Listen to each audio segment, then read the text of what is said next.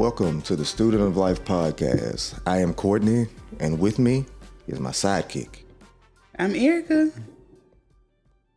Who are you, sidekick? I am Erica. I am Courtney's wife. Do you like being my sidekick? No. You hesitated. You hesitated. I didn't appreciate that. You know what? This is a crazy start already. It is. You ain't want to stop that. Let's do it again. No, we don't have to stop. We're going to keep this going. We're going to keep it going, okay?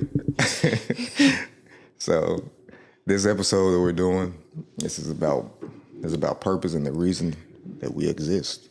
So, we'll get this going.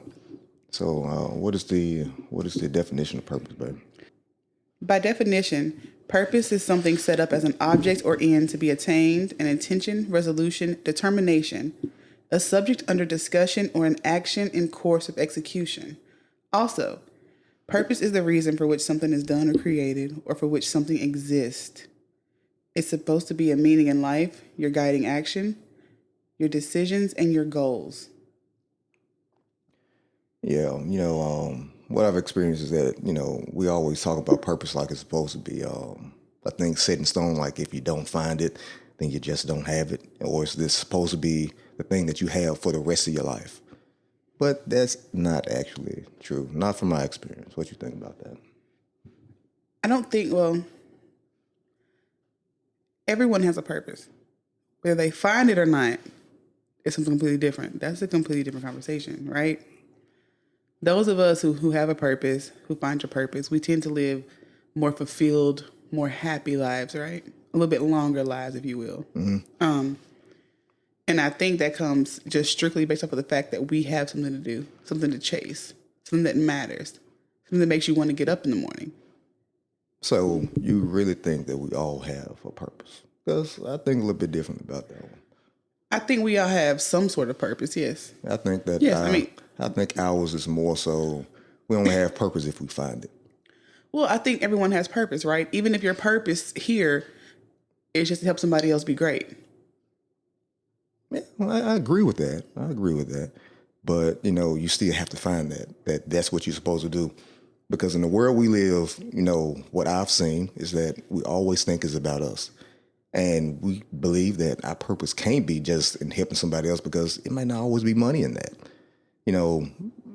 Helping our kids. There might not be any monetary value in making sure that those kids are great, or our nephews or nieces are great. Our sisters or brothers are much better than us, if that's our gift.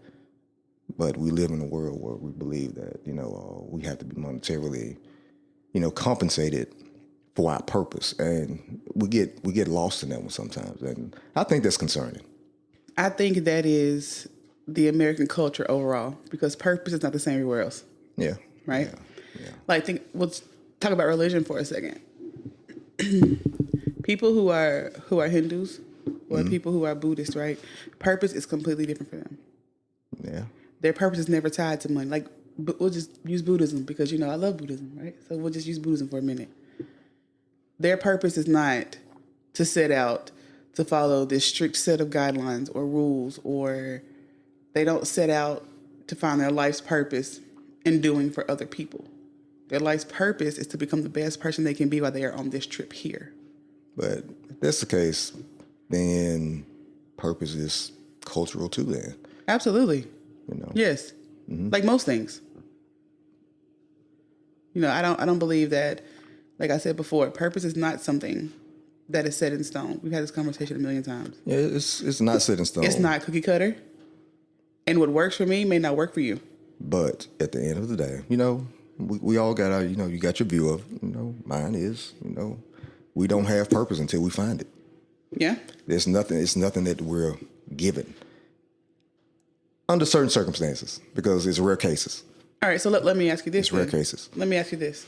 So we don't have purpose until we find it, right? But honestly, what if someone's purpose, right, is to be here, to be a great mother, a great father? Like maybe your early life wasn't worth anything. It wasn't great. It wasn't grand. But you raised exceptional children. But that's a part of purpose, though. But what if we don't know that's our purpose? Well, I don't know what happens when we don't know that's our purpose, but it can be a purpose because I believe that one right there is overlooked. It is. Because because the culture is about monetary compensation and how that equates to purpose. But sometimes purpose is to give life to others too. Absolutely. And that just means being a good parent. What? I'm going to make sure that never happens to, what happened to me as a kid will not happen going forward in the future. For my kid, I try to make sure that they learn enough where it doesn't happen to the kids they raise, which is my grandkids, or which are my grandkids. You know what's funny about that? What? Being, those of us who are Southern, while you and I would call that purpose, Southerners call that breaking generational curses. Yeah. It's the same exact thing. Yeah, so I believe that being a good parent can be a purpose. No compensation in it, but to break what has happened before, no, that's a great thing. And there's multiple ways to have purposes in this life. Well, but again, right, part of the definition for purpose is fulfillment and motivation. Mm-hmm. Being a parent, I would love for our children to be better than we were. I do. Look, and I'm not bringing this up just because I love her to death. Okay, well, I am. But Trim? No, Mama. This one is about her. It was one day. I mean, it was not long ago before she passed. It was earlier. It had been I can't remember exactly, but it was sometime before she passed. And I was sitting in the chair, picking up Xavier one day. I was picking him up, and she was sitting in her chair playing her casino game with her glasses, right at the tip of her nose, not really caring about being bothered, but she didn't care about bothered her. But I'm just looking at her, staring. I'm staring at her. And I looked at her. I'm like, Mama, I said, how did you do this? She said, do what, baby? She said, do what? I'm like, how did you maintain this all these years? The house, us, daddy, all of it. How did you do this? He said, oh, well, baby, I'm not going to say the explicits, but, you can fill in the blanks if y'all want to. She said, well, sweetie, you, your sister, your father, this house, that was my effing job. She said, that's what I was supposed to do. So when I love doing that, I did it all the time. But she did that, not necessarily because how she was raised, but she cared about it. She found meaning in it. Yeah, she found meaning in it. She really did. And she never said that she was tired. Even though as an adult, when I look back, I can see that she was, but she never complained about it. She did it consistently all the time.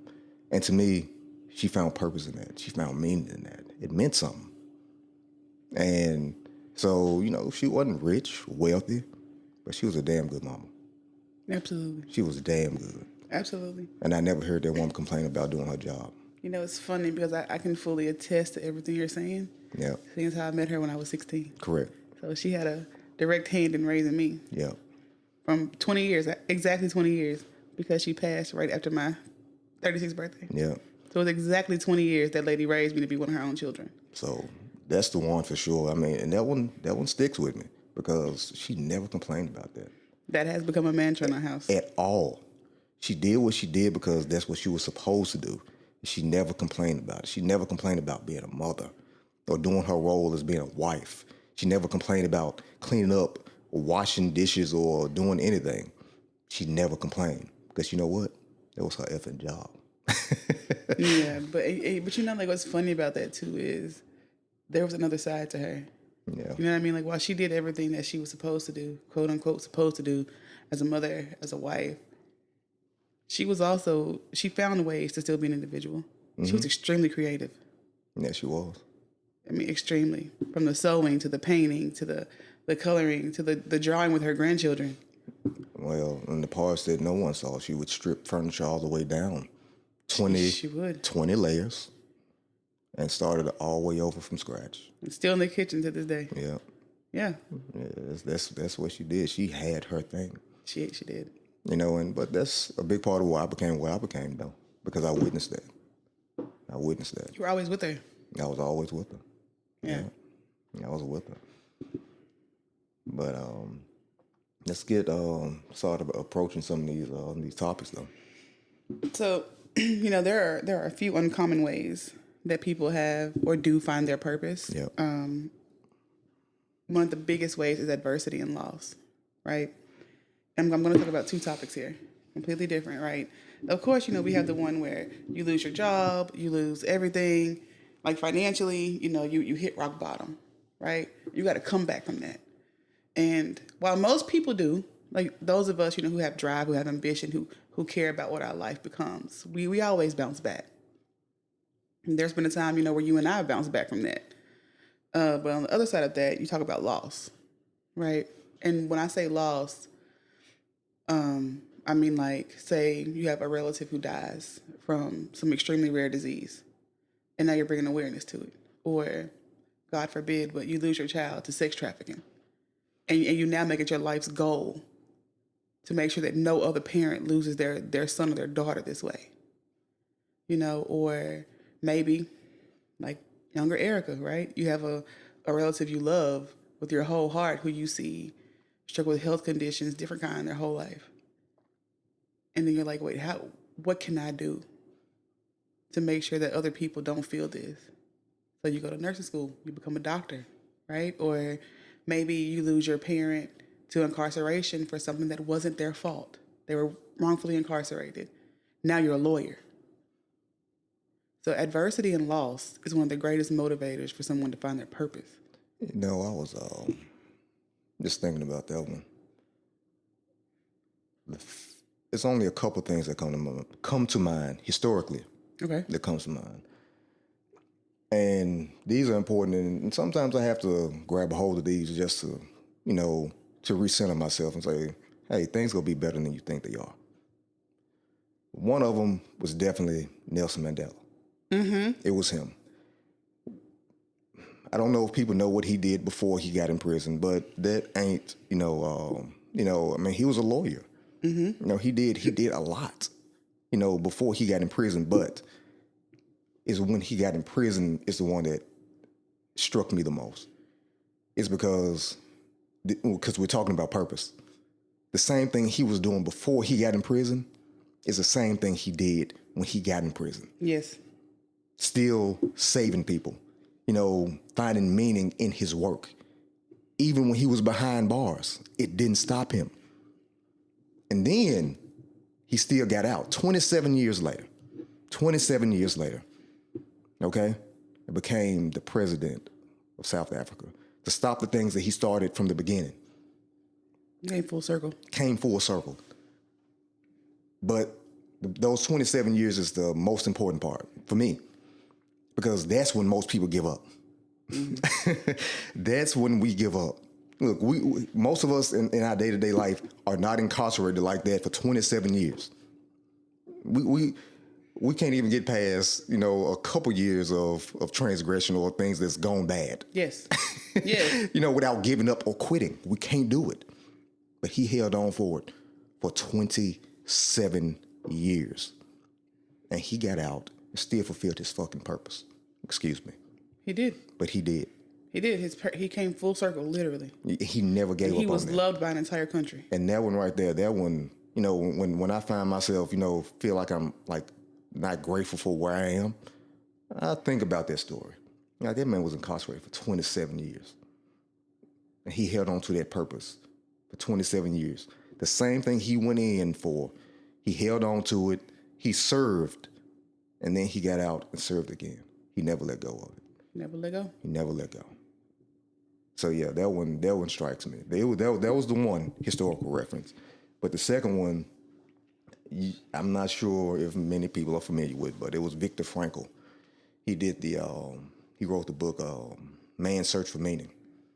He was like a psychiatrist. He was a therapist, but he was captured during the Holocaust. That's what happened to him. And at the end of that whole thing is that what he went in with, he didn't return with. He lost everything. Of course. And then, so he lost father, wife. You know, he didn't know that he lost his wife until it was all over. He didn't know. He didn't know. And that book, you know, Man's Search for Meaning, is one of the best books, you know, written to this day. But the whole book was about, you know, finding meaning even in adversity and loss. And that's like part of that book. What he had said was this right here. He was like, you know, most of the people, they didn't lose, you know, or they didn't die because they didn't have medication or because they didn't have food. He said they lost because, or they died because they didn't have meaning no more. They gave up a long time ago. He said, and those who found meaning in continuing to live are the ones who normally survive. And that shit struck me. Even to this day, is that we don't find the meaning even in the hard times. So in that case, purpose and perseverance go together? Yeah. They do, you know, and, you know, historically, like I say, you know, based on what he did, his work, and he got out and he continued to do the work that he did before he entered, because before he got captured and went to Auschwitz, what he did, he was a therapist. He was a psychiatrist. That's what he did. And then when he got out, he continued to do that work and help Holocaust survivors too. That's what he did. And even though he lost his wife, you know, he loved her. He said, but I still held on to her. But that's still my reason for existing too. That's still why I'm here. You know, even through loss, there's still meaning in my life. And that's something that most of us can't hold on to. We can't understand. We can't comprehend it because it hurts so bad. When we go through something, it's hard for us to continue on. It is. But those two stories right there are the ones that struck me the most, because those men, the same thing they were doing before, they continued to do afterwards. Mm-hmm. They always found the purpose and meaning in life, regardless of how bad it was. And sometimes, you know, the nihilistic view is life has no purpose. That's it. But he made me think different about that, because even through the hard times, we can still keep moving forward. We can. Yeah, you know, that's something that, well, I didn't know anything about this book until you just brought it up. But Yeah. as you know, because you've been with me forever, that's literally how I live my life. Yeah. Right. And it's not about being, you know, a glass half empty, glass half full kind of person, optimist, pessimist. It's, in the words of Gang Gang, keep living. Yeah, keep on living. Keep living. It gets better. You know, and then that actually leads me into my next topic. Serendipitous encounters, right? You know, there are some times where maybe you're going along, you're depressed, you've had like all of these terrible feelings and ideas, and you feel like you're worthless and your life is nothing, and then boom, out of the clear blue sky, somebody lands in your face. One simple conversation can change the whole trajectory of your life. Have you had one of those? Have I had one of those? Yeah. Indirectly. Yeah, however, no matter. I mean, I'm saying I have indirectly. Like, while it wasn't necessarily for me, it was with you. Okay. You know, when we met Scott Lamb, right? I was at that event with you, but the event was, of course, for you. About the tickets for you, and we went. And while it had an impact on me, it had an even bigger impact on you. And in doing that, it set us on a completely different trajectory. So that one encounter with somebody who took time, like after the event was over, who pulled you to the side and talked to you about what you were doing, it's kind of what got us here even today. It is. You know, there was one moment in that encounter that I even still think about to this day. And what there was, he was talking about, you know, how we always find out, you know, we always say, hey, I can't afford it. Mm-hmm. Hey, I can't afford it. You know, anytime something important comes up, you know, something that you're supposed to do, you always say, I can't afford it.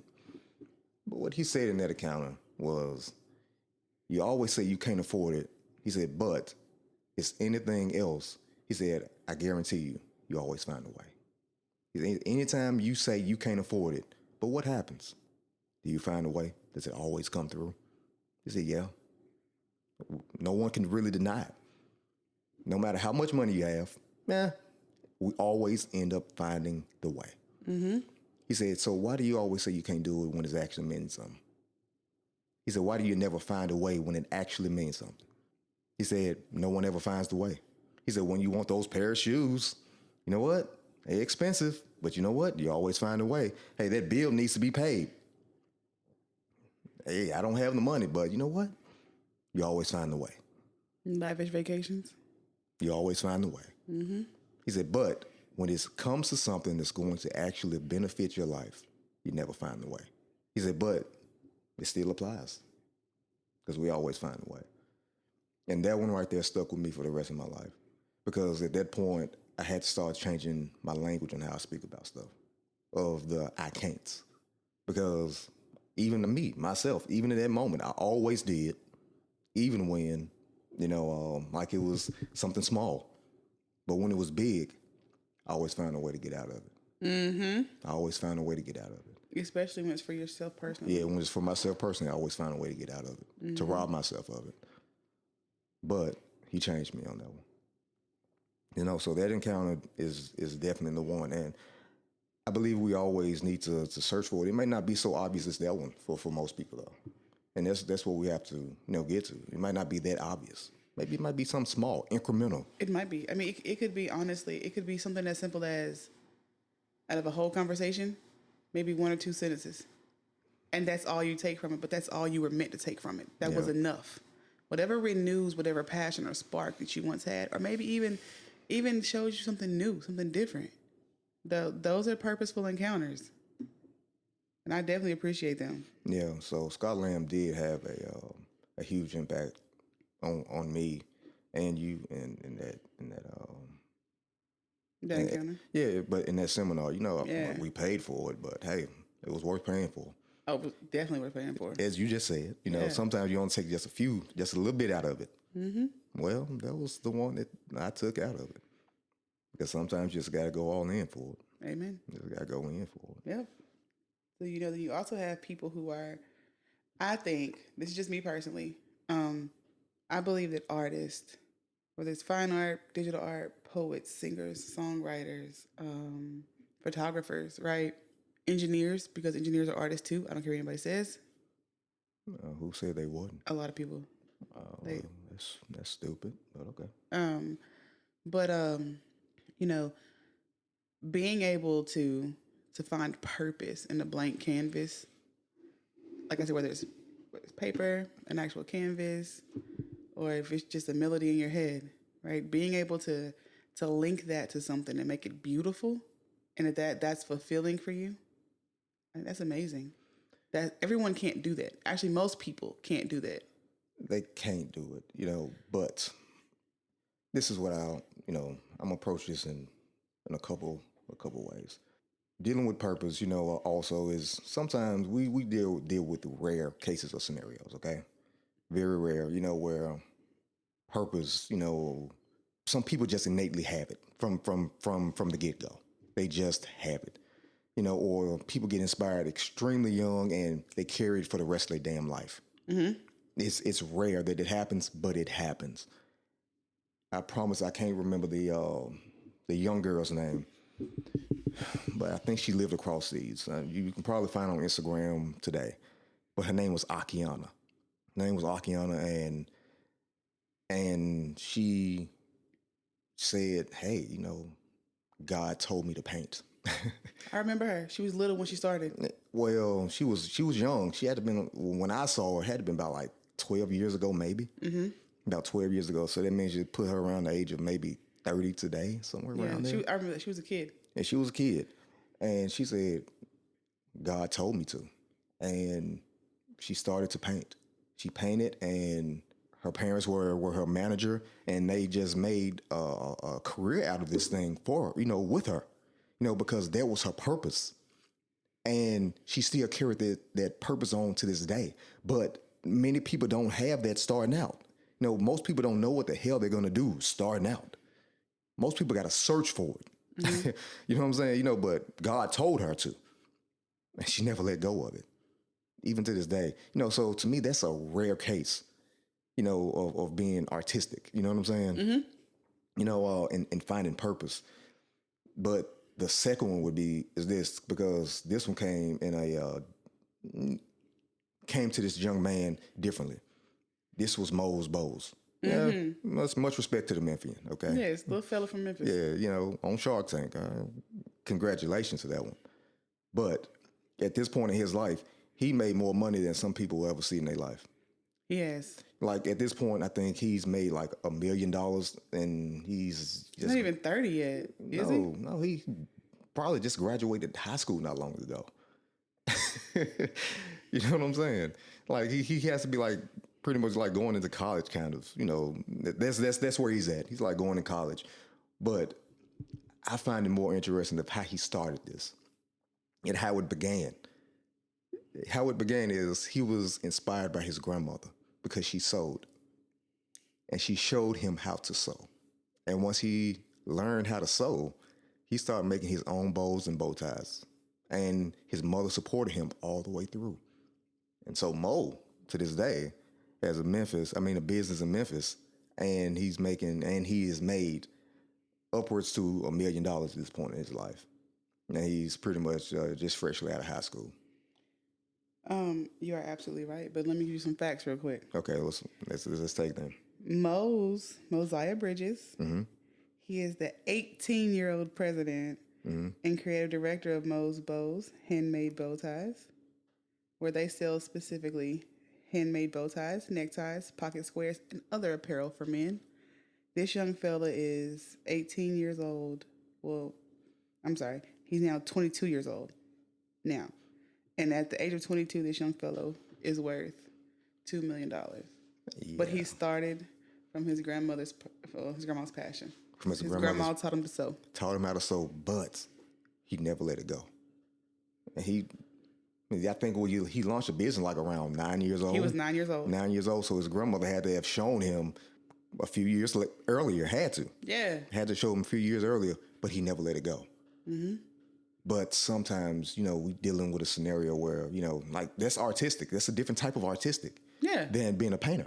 Well, fashion design is still art. Right, but it's still art, but he held on to it. And I think that's the one that intrigues me more, that the people who find it and they never let it go.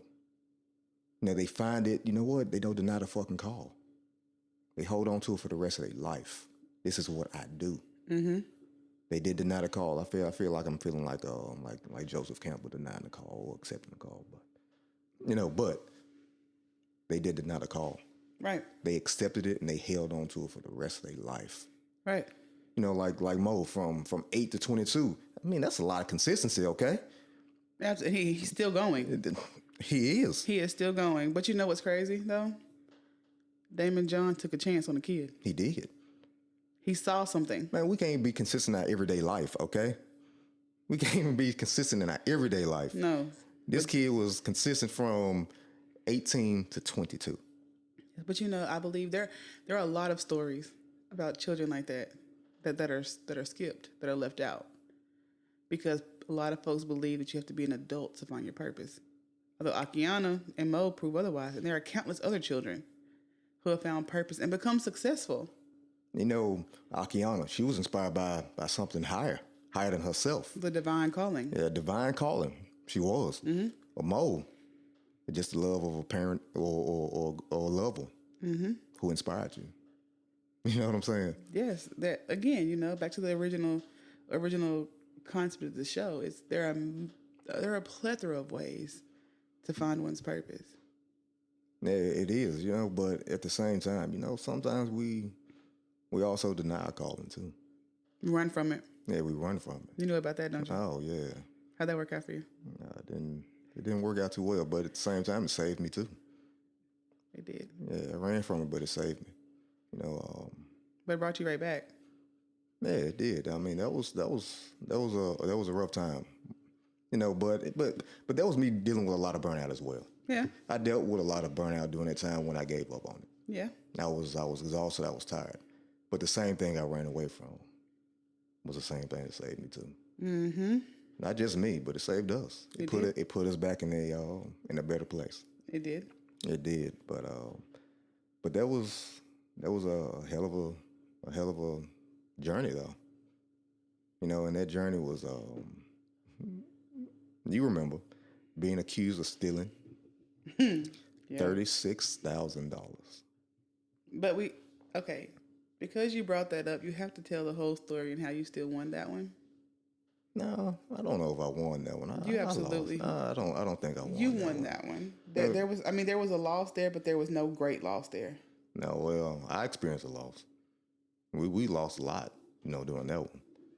We lost everything. Yeah, we lost everything doing that one. And we had a new kid as well. She was 4 months old at the time? Yeah, she was 4 months old. Accused of stealing $36,000. But but even after everything was settled, hey, everything got back to normal. Everything was, when I say normal, not being accused of or the money not being missing, but it never was. And I had to double down and make sure that we got back to where we needed to be. And the only thing that I could do was what I did. I designed, I created websites. I was artistic. And that gift and that ability is what saved us. That gift and ability has allowed us to purchase one and build another home before we were 40. It did. That gift, so I'm grateful for it. But the thing is this right here, and the whole purpose of saying that was this, sometimes you just can't deny the call. Right. You are what you are. And I was denying what I was. And what I was when I was young. The time you were getting in trouble for drawing on test papers instead of doing tests. That's correct. I was drawing on test papers. Yeah, Mama beat the hell out of me for that one. Made me a little bit apprehensive about drawing for a minute. But it didn't stop it. It didn't stop it. Didn't stop it. Yeah, it didn't stop it. The whole art studio in the house, it didn't stop it. Yeah, it didn't stop it. That's funny. Right, so that right there, a combination of what my mother taught me, and a combination also of what my daddy was. He was kind of a hustler. Because everybody at this point knows that, my mother was a creative because we just said it. She was a creative. My daddy was a hustler. He wasn't a businessman. He was kind of a hustler. That's what he did. He was a hustler that did business. Yeah, he used to make barbecue grills. He used to make those barbecue grills, and I used to help him, put them together. We had like this assembly line, but the reason it got better was because of my mother. She had a good mind, but we'll learn about that one day. And we would put these grills on this 16-foot trailer. We put these grills on this 6-foot trailer, and we would go down to 3rd Street in front of Crystal Palace. All Memphians know what that is. Yes. You know what that is. Some days we wouldn't sell. Some days we would sell all out. We'd have 10 grills on that 16-foot trailer, and we would sell every last one of them. Some days we didn't sell one. We were like, hey son, just because we didn't sell, we get out here and do it again tomorrow. That's what we did. Or the first businesses I was ever a part of was because of him. Yeah, that's entrepreneurship in a nutshell. Yeah, I was going into the 5th grade, and we started a lawn service business. We did it the whole summer. Going into the 5th grade, making $600 by the end of summer. Hey, that was a good come up. It's not bad for a 10-year-old. Yeah, I was fine with that. So it was the creativity, and it was what he taught me through his creation of barbecue grills and how he made things to sell. This is what made me who I am today. And so if I never learned the creativity, or if I never learned the aspects of what he did when making and selling barbecue grills, I don't think that we ever would have came out of that scenario. I don't think we ever would have came out of it. Because not together. Right. It was a purpose. It was a purpose that drove me. It was that what got me out of it, or helped us get out of that one, dig us out of that hole. So I was very grateful for not continuing to deny the call to a degree. Yeah. Yep. But speaking about, personal purpose, I found mine a different way. Tell us. I don't talk about him near as often as I should because it's still hard, but my papa, right? And my whole life, he was always there. He was always a very, very, very, very prominent male figure in my life.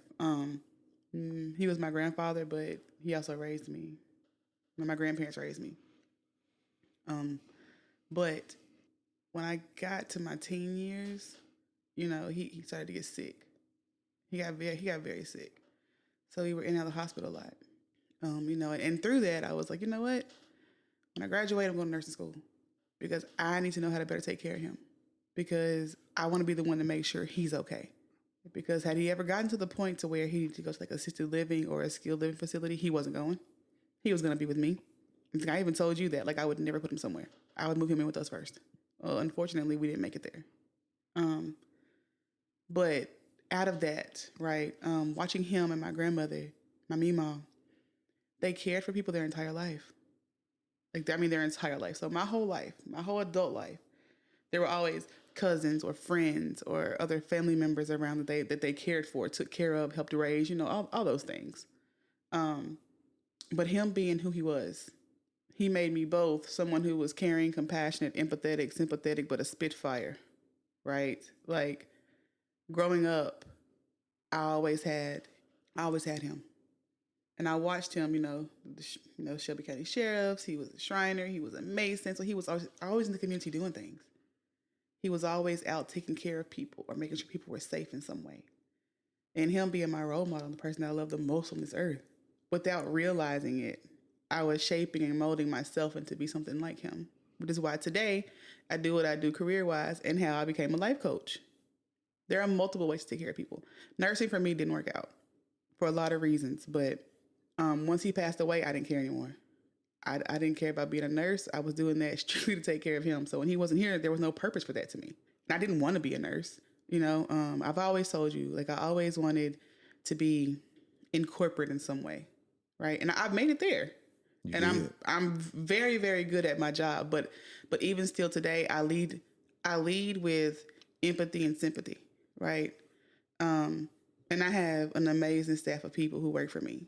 But that's only because I'm open, I'm available, I'm honest, and they know that irregardless to what happens, if you're right, I'm going to protect you. But that came from somewhere, right? That came from me seeing that my whole life. That came from me seeing my grandmother make sure that her nieces and nephews were always safe and taken care of when their parents weren't worth a damn raising them. That came from me watching my grandfather care for his friends or his loved ones. Because like little known fact about him, he was adopted. He didn't really get to know his real family. So he was like, I think he was in his 30s. He stumbled across a sister and then he found, brothers and things like that. And they were able to be a relationship. So he had siblings on both sides. But even through all of that, even when he was sick, he still made sure that all those around him were okay. He still took care of people until the day he died. Matter of fact, the day he died, he paid a speeding ticket for me. But that's who he was. That's who Larry was. But you carry that even through how you care about your family even to this day. Whenever, not even just your family, but hell, your friends too. Yeah. Even, all of us, you're always there. But, I cannot now, I got to give props where they're due, right? When it comes to this family thing, the way I care for my family is Teresa. Through and through. Yeah, I know. Through and through. Like the way I take care of you and the kids and the nieces and nephew, that's Teresa. Yeah, because that was her fucking job, just like it is yours. That's still my fucking job. And but outside of like my everyday work, it's a job that I honestly enjoy. Yeah. Like I love knowing that, our 2 children I have within the other 3. So there's a total of 5 kids that we help take care of. Even though they're grown, I still love to know they're okay. They're happy. I revel in the fact that those kids will call me and say, hey, guess what I did today? Guess what I learned today? You know how when I was calling you crying last week and I was sad about X, Y, and Z? It's better. Yeah. You were right. Yeah. It worked out. Thank you for being there. But, I couldn't imagine, being a parent or a parental figure, and I regret doing this thing every day. Like whenever I see you, I regret I did this. No. But, at this point in my life, we got a daughter that's going on 12, a 3-year-old. Not one day in my life have I ever regretted. No. Ever. No. Being there for them. I would do it again. I would do it every time. I would do it again and again and again. Because I love the fact that we can sit here and see them grow and develop and be more than what they are. Mm-hmm. I love playing that pivotal role in their life and them being who they are. And it brings me joy when I think about it. Some days, just being who I am, it's rough to hold on to it. But, but when I see them, they're so full of potential. They are. And it gives me joy. And so I guess if we try to make this full circle in a way, is that sometimes you just can't deny your purpose. Right. Don't deny your call. Don't deny the call. And I think purpose, again, as I've said, it comes from many different places. It does. Like my purpose, or what I grew into, it started with me, mama, papa, right? Then I met your mom and dad, and it just solidified it. It became, you take care of those that you love, and I don't mind doing it. Like I have countless friends, right? Who, until I think I told you, like last year, just out of the blue, like I was depressed last year a lot. But there were friends who just, out of the blue, would just, like, they would text me or like call me or even send me like DMs on Facebook about a time where like I had a positive impact on them. I didn't even realize it. It was just me being me. And so I didn't think that anything that I did really mattered in that way, because that's all I knew to do. Like if I love you, I show you I love you. I show you I care about you. That's just who I am. That includes, people who work for me. But at the end of the day, my overall purpose came from great loss. Because once I lost my grandfather, I lost everything else around me. And I gave up. I gave up for quite some time. I was like, screw it. I don't care about people or anything else that happens. Okay. I got a semi-question with this one. You're smiling. I don't like that. It was just something I was thinking about. How many people do you think, that don't have a struggle story actually try to create one just so they could be relatable? Oh, have you seen social media? Millions. No, I don't. Millions. I don't do social media like that. What's funny is like we live in an age now, an age of influencers. Excuse me. We live in an age of influencers, and it's crazy to me how a lot of these influencers have the same exact story. Mm-hmm. Until friends come out and say, "Hey, you never did that. That never happened to you." So it happens. It happens to countless people, and countless people are affected by that. And it's kind of funny, actually. It was one of those things I was thinking about. It's kind of funny. Like, how many people are not homeless, have not been homeless, but they created a homeless story where they had to live in their car just so they can tell people that. Just so you have some loss and they can be a little bit relatable. Because some people don't grow up with struggle. No, they don't. They don't. But you know what? Stop. Wait a minute. Hold that thought, because we have a very close friend. Very, very close friend who technically did not grow up with struggle. But she has gone down through there in her adult life. Okay, yeah, I know who you're talking about. I do know. And mind you, she had everything on a silver platter handed to her. Great family, great life, an abundance of wealth. But on the flip side of that, but that was dark. That created a different struggle for her. It did. But that was a lack of parenting there too. It was a lack of a lot of things for her. Yeah, it was a lot. Yeah, it was. So back to parenting. I don't ever suggest that you just throw money at your children and tell them, hey, yes, you can have this. Don't spoil them to a fault, put it that way. Yeah. Don't ever do that, because that's what happened to her. And that story is still sad. It's very sad. And there was a lot that ended up happening where things still weren't reconciled, towards the end.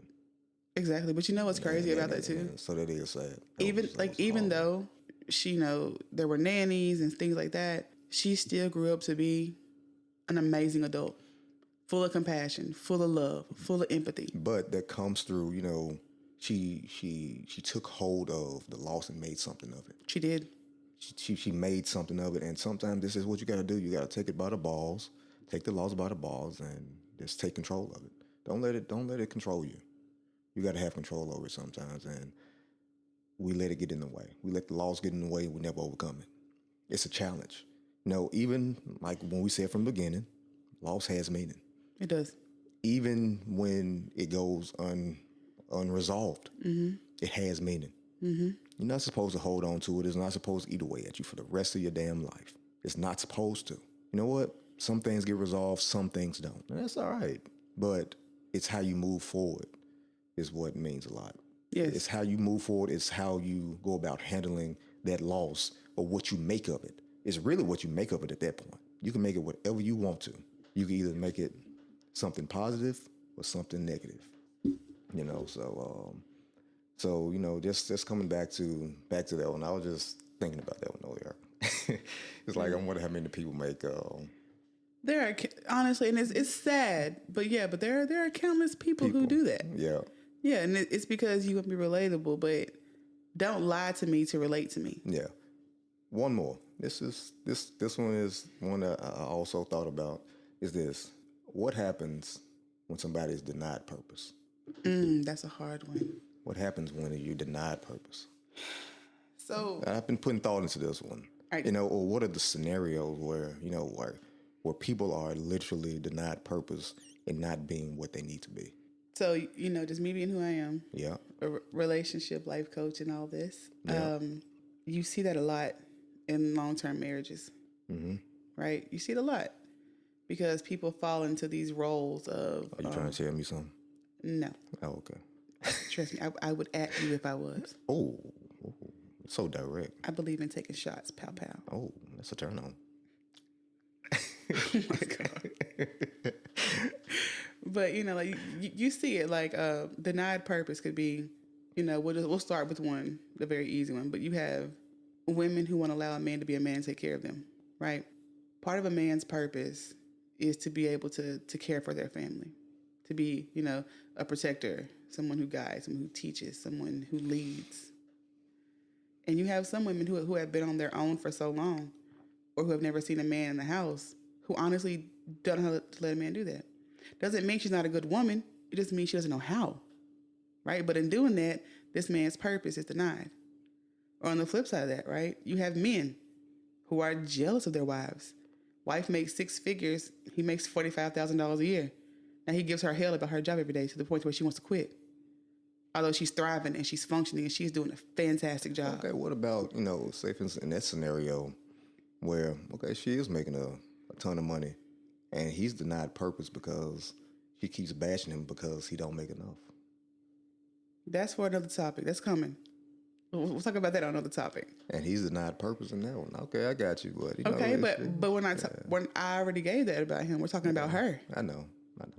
We're discussing her and what he is doing to her. I know, but it was just one because I experienced. It happens. It's not that I experienced it, but I've seen it before. I was gonna say you absolutely have never experienced that. I hadn't experienced, but it was. I brought it up because I've seen it, and it happens. Yeah, it happens a lot, right? Yeah. It happens a whole lot, but on the flip side of that, I'm telling there are men who do the same exact thing. Mm-hmm. Yeah, you know, in that one, I guess. Just me being who I am, you know I love origins. How things start, how they all began. You know that's how I am. That's just how I am. You know, so say for instance from the beginning, when purpose is denied, you know, when I believe kids can be denied purpose from the beginning. Oh God, yes. From the beginning, they never find out who the hell they are. Yeah, because they're denied it. You know, think about when you have siblings who have to raise their older siblings who have to raise younger siblings. Yeah, you deny purpose. You don't get a chance to be a child. Yeah, you never find out who you are, what you are, right? What this thing means, right? Yeah, you know, but then you have on the flip side of that, you have parents like you and I. Every time a child says, "I want to try that," you go buy everything that goes along with it. Like, do you really like it? Let's see. Let's find out. Because you know, by now our child should be like a fashion designing engineer or something. She should. For all the money we've spent on things. Yeah, she's not yet, but you know, it's coming. You know, like, but on the flip side of that, it's a double-sided coin, right? Like you have some parents who throw everything into their children because they can. But like, say, for instance, like this, you know, we'll go use like denying purpose, going from a political standpoint to a degree. Okay. This was like the war on drugs when crack was dropped into urban cities. That was such a joke, but yeah. Right. Some people never ever recovered from that. You know, and the moment they got hooked on it and they never recovered from it, they were denied purpose. Not just them, but there are generations. But their generations were denied purpose. Yes. And meaning in life. Yes. And when you never find it, you know what you get? Those guys that's in prison some days. Or those guys that sit on the street corner all day. All day. When you're denied purpose, that's the outcome sometimes. Yes. And that one pisses me off. Yeah. Because we talking about Especially from the when it's a beginning. social construct. Yep. Yeah. Or when you drop damn guns into the cities, hey, we don't know where they came from. We know where they came from. But Well, that's the conspiracist in me too. So, I will say, but we do know drugs were dropped. We know that for a fact. I will say, being a Memphian and someone who has seen Memphis at its height and thriving and being a beautiful city where everyone came together up until today, it's not conspiracy when you can see it as a fact. Yeah. So you deny somebody purpose like that, and they never find them. They never find themselves, and they never find the meaning in life. Right.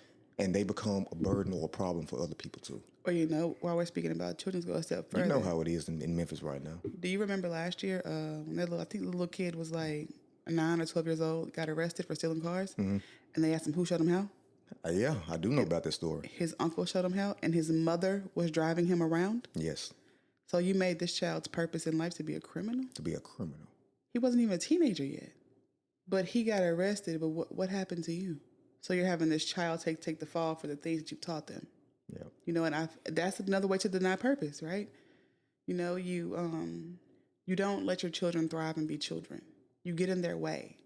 Rob them of their innocence. And their imagination. Yeah, you rob somebody. You rob a kid of their innocence. They'll never get that back. No, you spend far more fixing of your life being an adult than you do with children. Childhood is short. As Jordan Peterson would have said, once a kid is robbed of his innocence, he tries to come back. The only thing he or she comes back as is a pissed off adult. Hey man, we're seeing that real time. Yeah, that's it. You see that in real time every day. Yeah. So there's one more thing I want to bring up that we didn't bring up. Okay, what's up? Another uncommon way to find your purpose. Mm-hmm. People don't speak about it often enough, in my opinion. Divorce. Divorce is not always a bad thing. You have to know when to say enough is enough, right? And there have been countless people. It's not spoke on enough, in my opinion, but there have been countless people who had a gift, and that gift was suppressed while they were married, right? Then you get divorced, and boom, you have a whole new life. Dead weight will, not it can, but it will deny you of a lot of things, including purpose. It will deny you purpose, and that one also goes into, sometimes people just not compatible too. Oh, definitely. Yeah, I understand. You can't be not denied purpose, and that comes down into a big compatibility issue. I think that goes into another episode or just another conversation in general. But you can't be denied purpose by another individual if they don't know who the hell they are too. Yes. And sometimes you just got to be okay with calling it quits. Yes. You have to. Because if somebody wants something out of their life and the other one don't, and they're preventing you from getting there, you know what? Sometimes it's just what has to happen. I mean, I'm for fighting to the end if that's what we have to do. But sometimes purpose is purpose. Yeah. And no one is here to deny somebody of their purpose. And no one can deny me of mine. So please, don't let nobody deny you of your purpose. No. Because now life ends up having, going back to the beginning, no meaning. Life has meaning no matter how bad it is. So that means even when you lose things, if you have to lose a person, you know what? Life still has meaning. But if you lose them and you become better, was it ever a loss? No, just learning. Just learning. Because you know how it is in life. Sometimes we don't say that we failed or anything like that. It was just a learning experience. It's just something I learned. So what you're saying is you keep living and you learning because life is a lesson? You live and you learn because life is a lesson. All right, so also this was supposed to be, or not supposed to be, but is the introductory episode to the Student Life podcast. And this thing was about purpose. So what is your purpose for wanting to do this? So everyone knows. And my purpose and my why are very simple. It's people need a space or an outlet, because this will also be on Instagram and Facebook, where you can go and you're not alone, right? Where so these feelings that I have are valid, and I don't need to pay a therapist thousands of dollars a month to know that my feelings are valid, to know that there is someone out there who has the ability to motivate me when I can't motivate myself. it's a safe space. It's a space where people can be themselves and know that acceptance is real, to know that it's okay to say I don't know something, that it's okay to interact with two people who are human just like you, who have had pitfalls, who have had wins, who have had losses, to know that the human experience is real and it affects everyone, even when people say that it doesn't. Because as a society, I think we're so caught up with influencers and what things have become that we forget the human experience is real. It happens to literally everybody. And I'm not afraid to bear the bad parts of that. I'm not afraid to show you my flaws and my losses because they made me who I am today. But I do understand it. We all have our reasons why, why we do what we do. But the reason why I do this is just because of a few things I experienced in my life. It was when I was younger. When I was younger and I was on my corporate job, and I saw a woman, who worked for this company or this business for like 40 plus years. And they ended up doing like some management changes throughout the time, I was there. And so when I getting ready to leave, they had just recently began to get insurance and they had no 401k. And they ended up firing that lady, dedicated for 40 plus years. And after that, that woman left, she only left with a box fan. That's the only thing she left with. And then afterwards, a friend of ours was assisting her with paying her bills a little bit after that. I was like, wow, life has to have way more meaning than that, more purpose, and not, believing or knowing that that is the only way. It couldn't be the only way. That at the end of life, after all of my dedication, after everything that I put in, that's the only thing I received afterwards. Or another gentleman, when I saw was having a mild heart attack throughout the day. He came back to work at 9:30 that night. Of course, you were there. Yeah, I was there. You were there. And he started working again. Because at that point, I was there for like 12 hours. Matter of fact, had it been 13. No, it was 12 hours. It was 12 hours at that point. About 12 hours. And he came back to work after having a mild heart attack at work. And at any time, he could have passed away on the damn job. He could have left then. He was valuable for the job. Yes, he was. But at the same time, that man had value to other people too, to his family. And if he had left, then that was it. That was it. And I was like, life has to be more than just moments like that. Life has to be more than going to work every day, possibly dying on the job. Life has to be more than going to work, working for somebody who don't give a damn about you and the outcome of your life, even after you dedicated everything to them. It has to be more than that. And I found tremendous purpose in seeing the outcomes of how people were living these lives or what they experienced. I was like, that can't be me, my family, or the people I love, and even the people that I don't know. If I can inspire them to be more or do better, they just grab a hold of something to continue on. That's the purpose of me doing this, because it's more out here. And hopefully to help people explore the unknown and to find more in life. That's what I care about. I care about that deeply. And that's student of life. You live and you learn. You know what I'm saying? We live and we learn. So this has been Student of Life, you guys. The first episode. You live and you learn. Life is a lesson.